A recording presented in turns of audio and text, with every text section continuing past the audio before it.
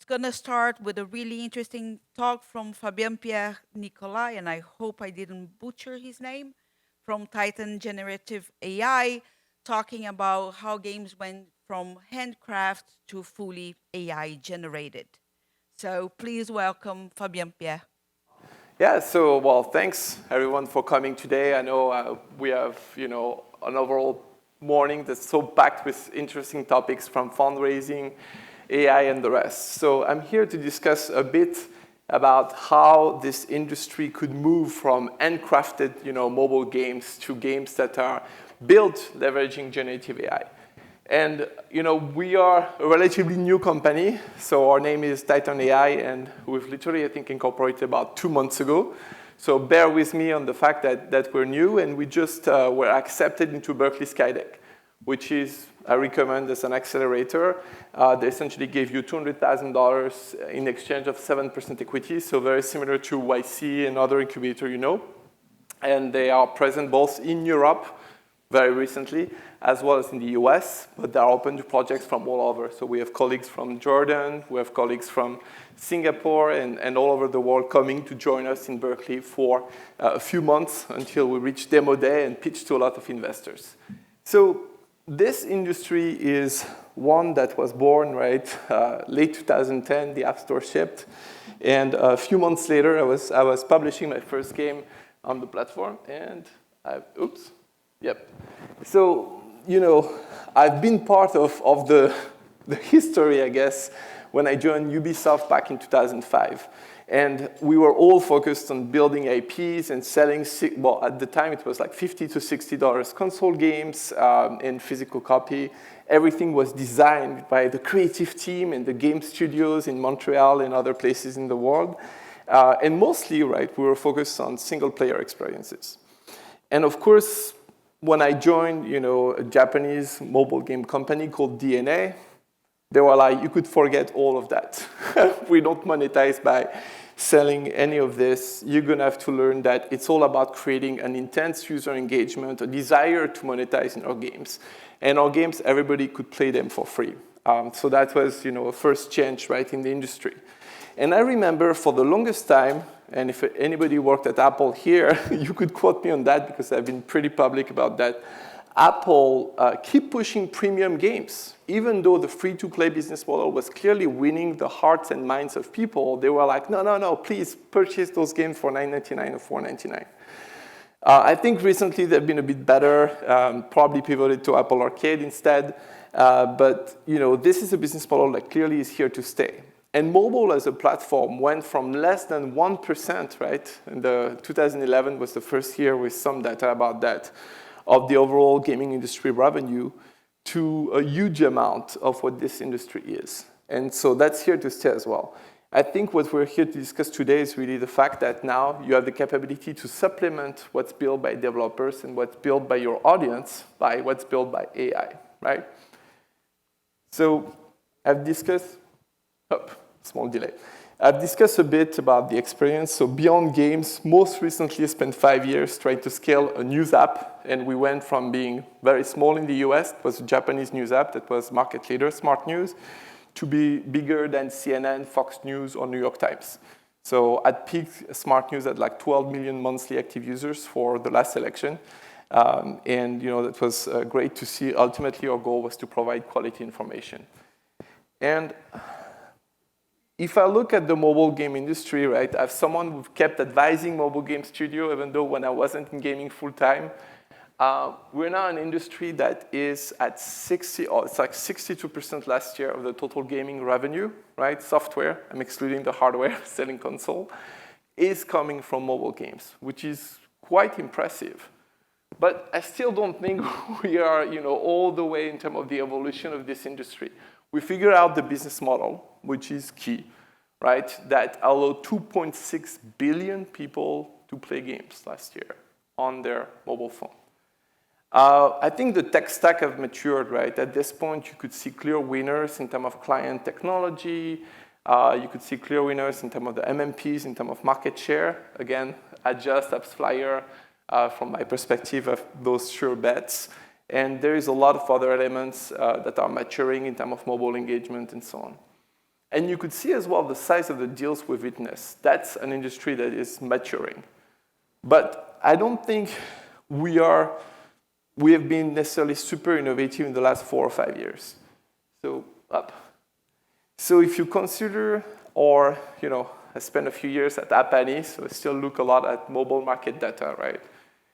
If you take a look at the game patterns, and if you take a look at the some elements of the business model, monetization, and so on, the one last big change I've seen, right, is essentially hyper casual, which started circa 2018, 2019, depending on who you ask. If you ask Voodoo, if you ask other players in this market. And they essentially reversed the usual, I used to soft launch games in cheaper market, test the KPIs, and then expand. And they were like, well, we could push that further, right? And essentially, we could just build ads without having the full game build. A very short video showcasing a specific level, for example, right? 5 or 6 of them with different pattern. And then finally, if the IPM, the install per thousand, is good enough, we'll build the game.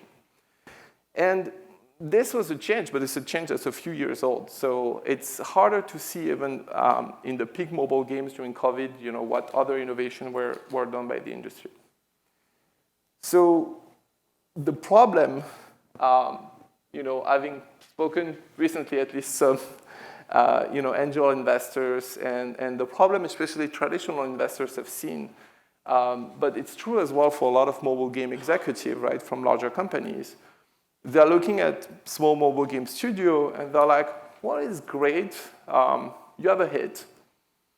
Now you're going to try to make a second game, a third game, and of course you will need to expand the team. Nothing tells us that you will be capable of hitting the spot again and again and again, right? So the scalability is a question once you have a development team. The other aspect is, if you look at entertainment trends, TikTok trends, and the rest, even when you build a game in a few weeks, and you had a lot of copycat of the Squid Game when the Netflix show came out, right? It's a few weeks after the peak viewership for the show. And you are having the same around a lot of this. So even hyper-casual tend to be a bit too slow versus the entertainment trends. And the last part is ultimately, and that's mostly traditional VCs, they were like, oh man, games is such a hit-driven industry. So I don't know. Innovation is risky. And so a lot of the industry end up defaulting to things they know and have been good at, right? Whether it's acquisition or in building new products, or licenses. I've published a Marvel game, I've published a Transformer game, NFL game. Don't ask me anything about the NFL. I don't know the rules, but I published an NFL game. And at the end of the day, it's not necessarily what's best for the gamers, right? It's just what's less risky. So taking a look now at generative AI, and yes.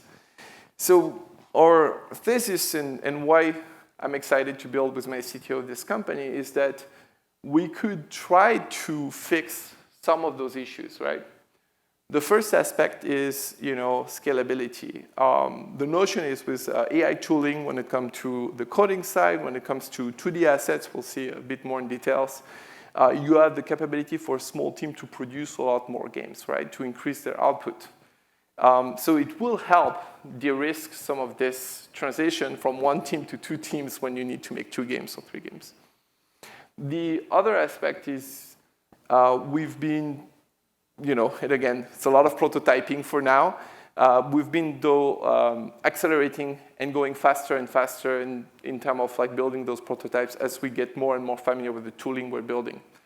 So the vision will be at some point to build games in 2-3 days, and then why not build games in a single day? Which means you will have a turnaround that then matches the entertainment trends, right? So you will be able to capture this very strong demand as it occurs, almost in real time. And the last part is cost. I've seen mobile games that were built by 1.5, 2% team, frankly, make $500,000, $1 million, $2 million a month and more when I was publishing them at DNA. And I've seen games by an army of developers. This one FPS that was the Drowning, I think, costed us $20 million. It made no money, right? So obviously for an investor, it wasn't great. And so the core vision there is to say, well, if you're capable of compressing the cost, you will be able to make a greater diversity of bets, right? You will be able to try new game templates that before you were like, I don't know if this segment is big enough. And so, sorry, I guess the export to PowerPoint makes the logo move around creatively over the slide. But the whole point is we're not, at least, it's not the vision we're pitching that you could make everything within the mobile games through generative AI, right? There is things the generative AI in the current state of the technology is good at or even great at, namely like 2D assets and textures. So my co-founder built a tool, so we apply those textures to 3D models, for example.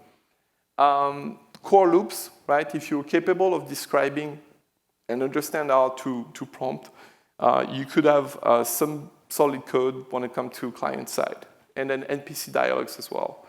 But there is many things that, for now at least, maybe some people in the audience have been capable of cracking the code, where generative AI is not necessarily at least giving you 3D graphics ready to production, right? There is still some assembly and automation to be built around it.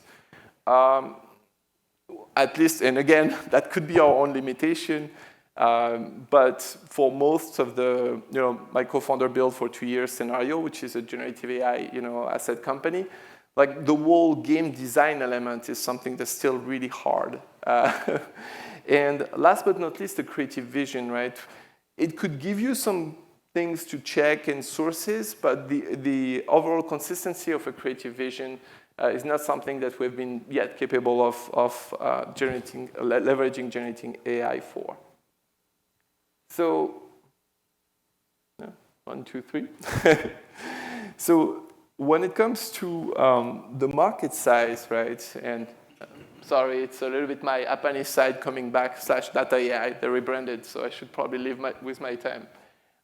When we look at the mobile games market, our take is that there is many game genera where there is heavy server-side code and operations and so on, in which we don't feel like Gen AI driven games will necessarily go.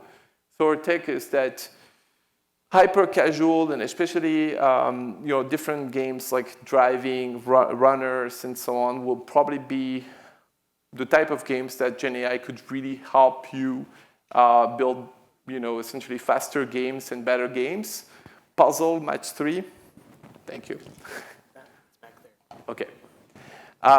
And so ultimately, right, we're talking about something that's between 10 to 15% of the overall market.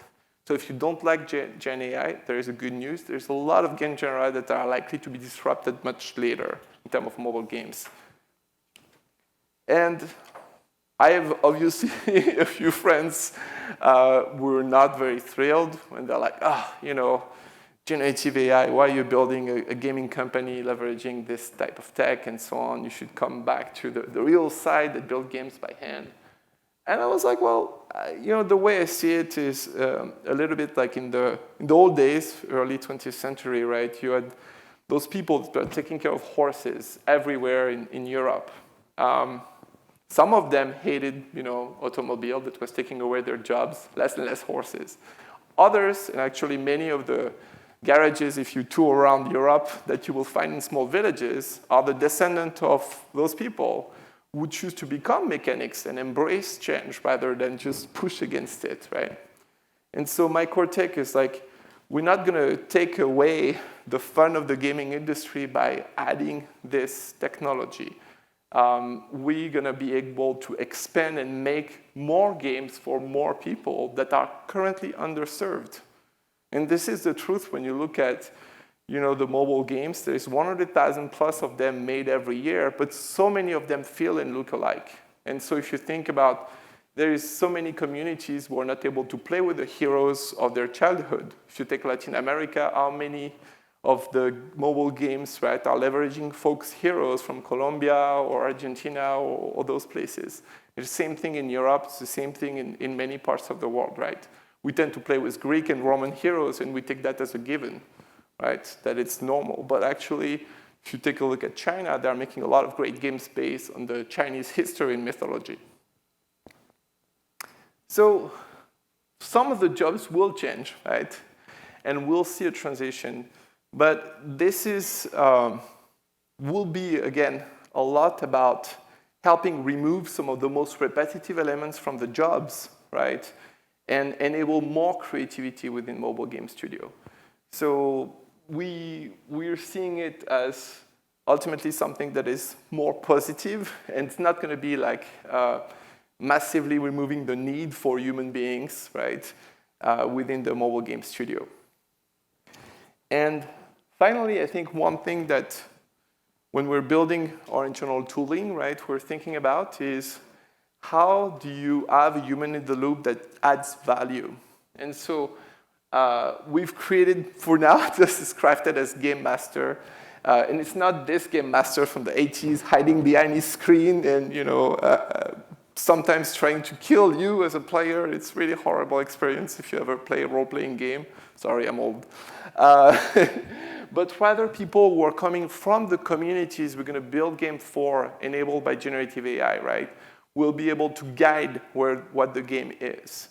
And we think that is one thing that we're thriving for that's going to be unique, is having essentially people coming from those communities who could be either long-tail influencer or not, right, will help us guide the direction of the game.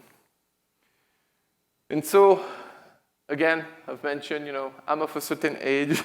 So I remember one of the first great gaming memory was Diablo, right? And it was in the semi-pre-internet age, at least in Europe. But there was still a lot of online forums and offline discussions about procedural generation, right? People were like, oh, is it real worth playing? And it was a lot of fun. They were not the first one to use procedural generation. I think it's a game from 1980, so I wasn't born at that time. And ultimately, it set the stage for a revival of the entire genre, as well as Minecraft and a lot of other games using this tech. And it made the job of the level designer and a lot of the people working on the project relatively different. But ultimately, it was for the better. So I guess the message is yes, technology could be a real plus and enable creativity instead of kill it. So that's it. And then we'll have a little bit of time for questions, I think, before the next presentation. Thank you.